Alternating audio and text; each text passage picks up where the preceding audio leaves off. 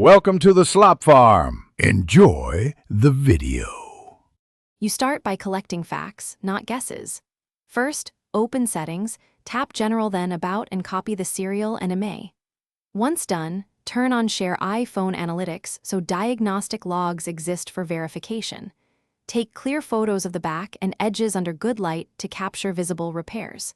Make sure you have a charged battery and a quiet workspace. This prevents interruptions during tests. From here, you'll run built-in checks and prepare to identify any replaced parts quickly and methodically. Now you perform the hands-on inspection and software diagnostics. Open About and look for parts and service history. iOS flags certain non-genuine or replaced components here. Next, run diagnostics in the Apple Support app and check battery health, camera, and Face ID behavior to confirm sensor ID match expected function.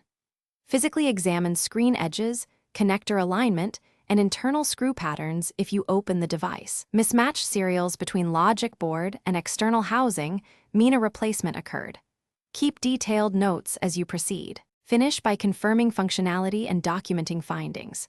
Cross-check the recorded serial and IMEI with the original box or receipt.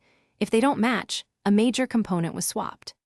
Update iOS and, if necessary, restore backup to rule out software anomalies, then rerun diagnostics.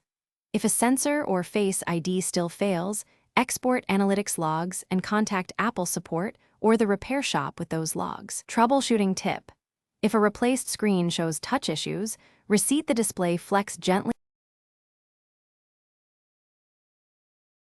Thanks for watching.